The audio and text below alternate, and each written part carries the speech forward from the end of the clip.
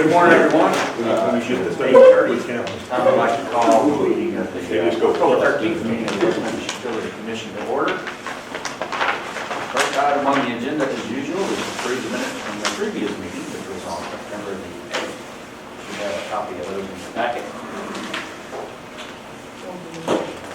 We have a motion, Ms. Brown, we have, there's another one. Second. Any further discussion? Questions, comments? So we have a motion and a second to approve the minutes as presented. All in favor? All opposed? Motion carries. Next item on the agenda, September safety report. Good morning, all. There you go.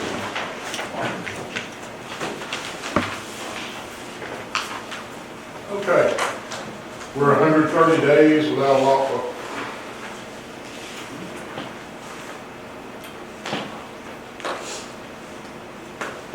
You want me to get it?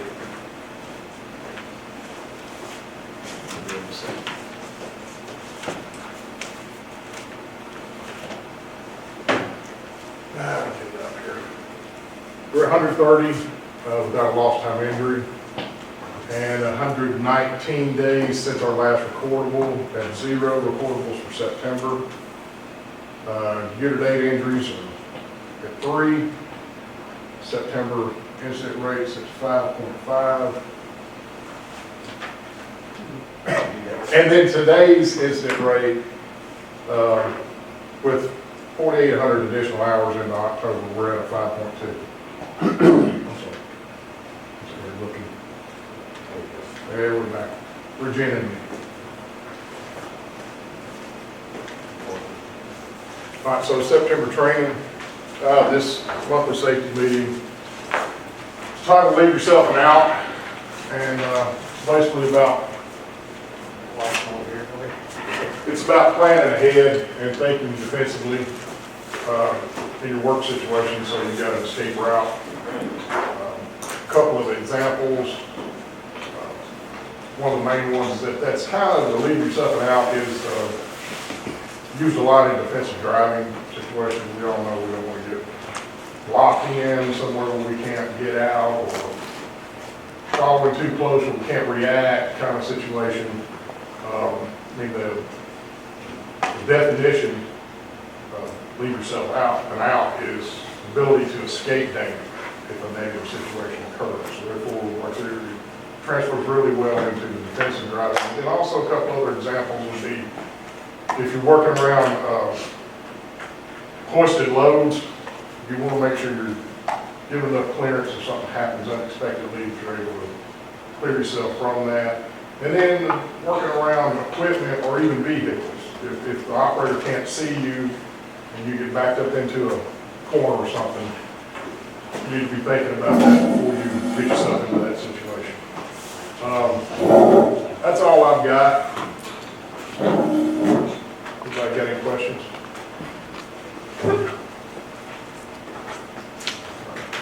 Thank you, sir. Next item on the agenda, personnel update.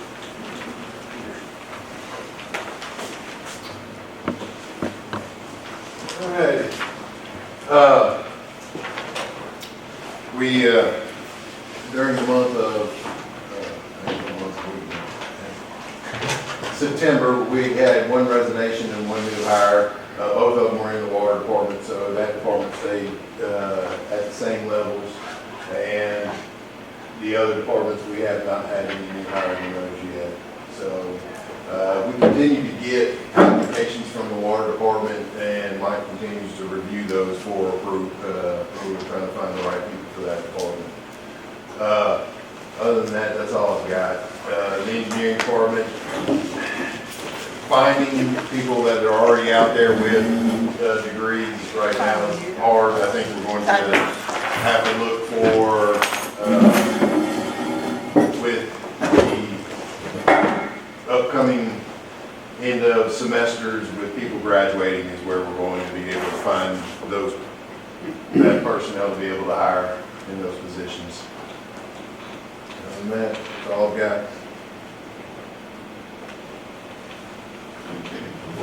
All right, thanks, sir. item on the agenda, approved purchase of articulating telescoping aerial line truck. Oh, Sorry, maybe I need to look at the slide before I come in here.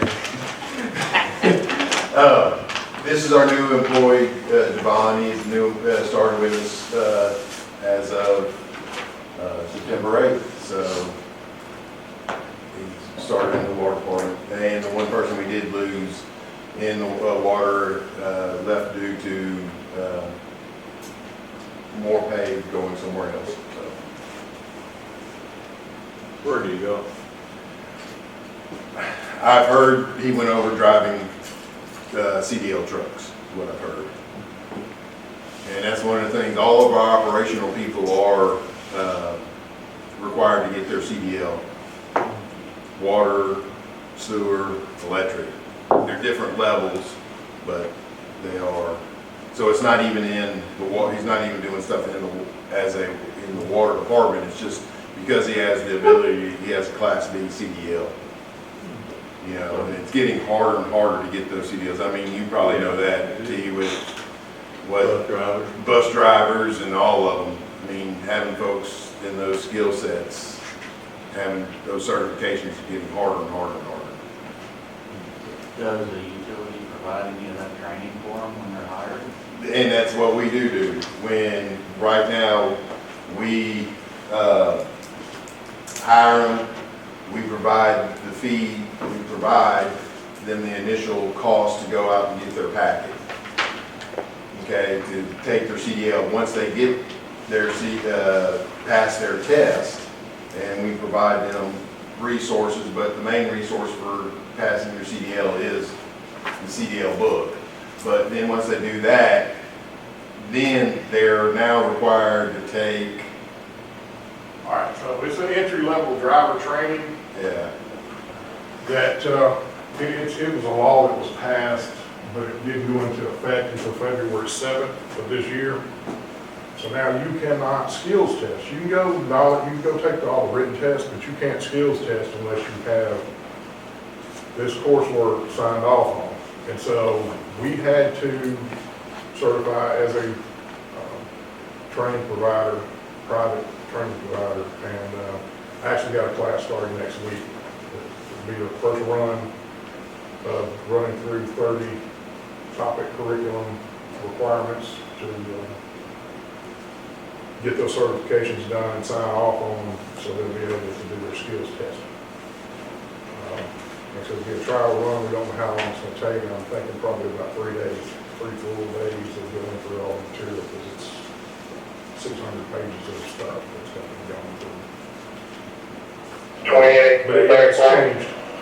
So we provide this training, do we expect anything in return?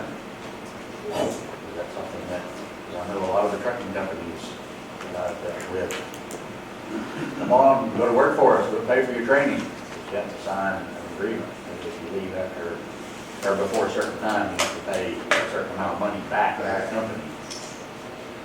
Again, we currently don't have any of that in any of our positions, and that also came up about our lineman training, any of our positions where we're sending people off and getting specialty training and then getting certifications.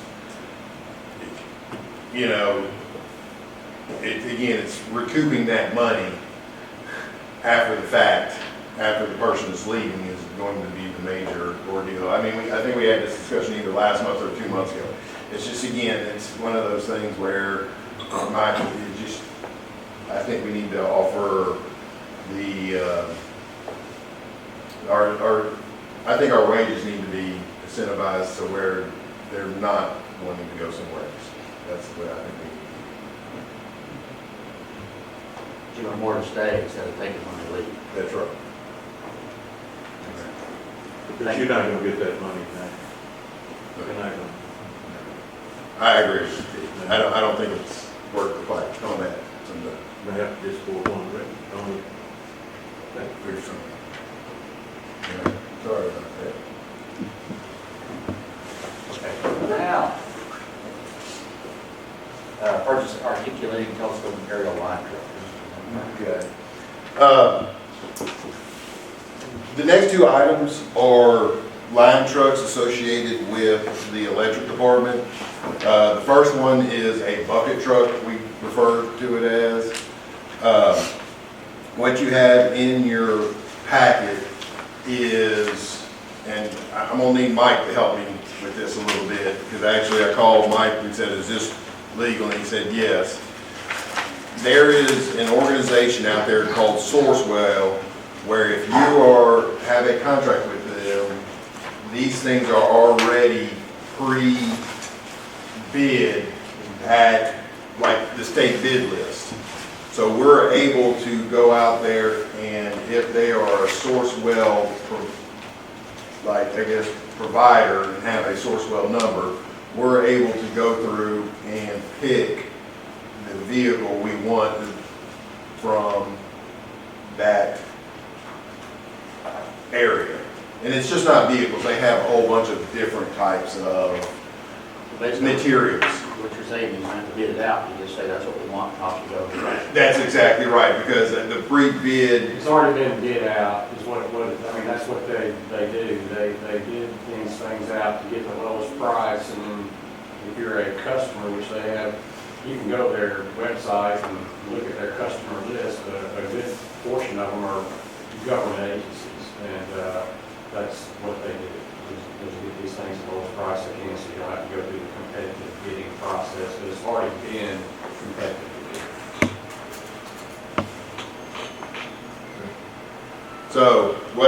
so going through it on the bucket truck, what we're looking for is replacing a 2008 model. And here's the other key. Right now, all we are doing is approving the purchase of this vehicle, okay? Because we potentially might not be receiving this vehicle until 2025. Right now, it's the end of 2024, beginning of 2025 until we get this vehicle. That's the lead time on it. And this is going to be true for both.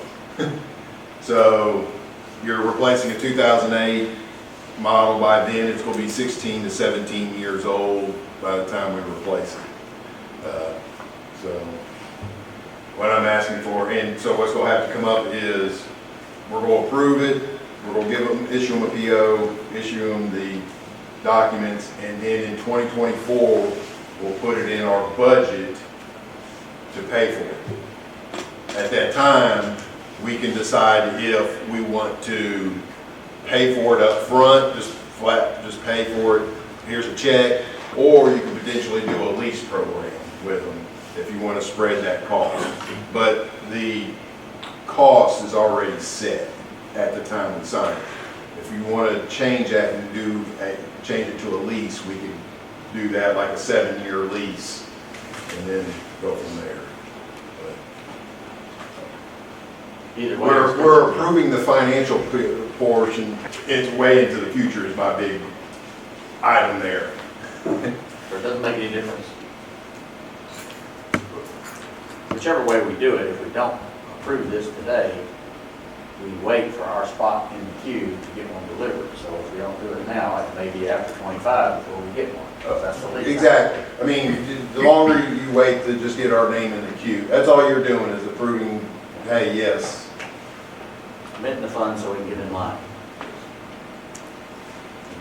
Do these need to be separate? Yes, separate. All right, so we have a motion articulating/telescoping aerial line truck purchase. I make a motion we approve it. Tom has a motion, Tom has a second. Any further discussion, questions, or comments? All in favor to purchase, you call it a bucket truck, you said? Yeah, it's one of our buckets. It's actually, Same term. yeah, I know, it's one of them that our guys get in the bucket and go up, but that's the formal name of it. Yeah, articulating telescoping aerial line truck / bucket truck. Okay. So all in favor of purchase? All opposed? All right. Motion carries. Next we have approved purchase of a hydraulic rotating digger Derrick, which is essentially the same situation as the first one. It's just a different piece of equipment. Correct. This is one that we used, it has the auger on the front where if you need to set a pole, it actually digs the hole for you and actually then picks the pole up and sets it in the hole for you. The model we're replacing, again, it's a 2008 model, and it's the end of 2024, 2025 until we can get it. So For 2008, is that the only one we have? we have two. We have two. We have two, and this is the smaller one, right, Mike? That we're It's replacing. a small one, both of them are older. You gotta have those. Yeah, I agree. You gotta have them. Today's the snap figures is over. Yeah. Okay, we'll entertain motions. You want to care to make a motion? I make a motion to approve. All right, a motion from Mr. Feldman and a second out of here too. Okay, we have a second. Any further questions or discussions? Mr. Smith. Yeah, I'm sorry. All in favor, purchase a hydraulic rotating digger Derrick. All opposed? Motion carried. Next item on the agenda is years of service recognition. All right.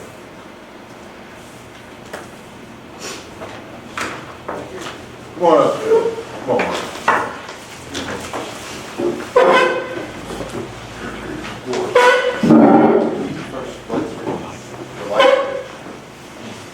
Not that one. First one. Wait and see his picture. Did that hurt you? Did that make it worse? Okay. All right, get the pleasure today. Get the pleasure today to do some good stuff instead of spending all that money. But get to recognize Philip Lytle. He's been with us for 20 years as of October 3rd, 2022. So he's hired just a few months before me. He's spent his whole time in the water department with Mike, and we appreciate everything he does and continue to hope he work with us for a bunch more years. So again, just want to thank you for all your years of service and everything you do for us. Appreciate you.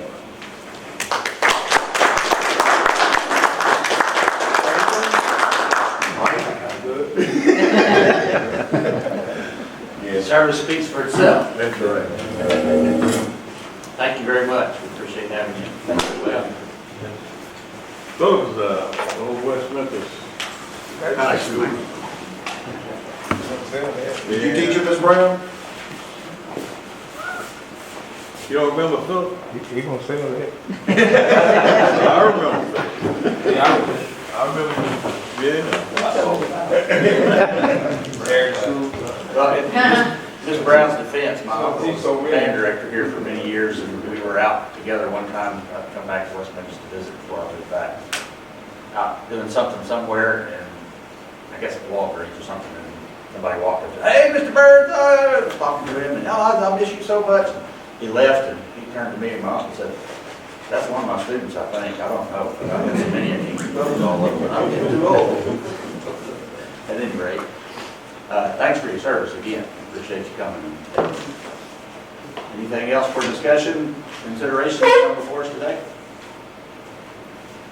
All right. Entertain a motion to adjourn if anyone feels so moved. Ms. Brown has a motion to adjourn. Do we have a second? Second. Is that Ms. Felton? Thank you, sir. All in favor?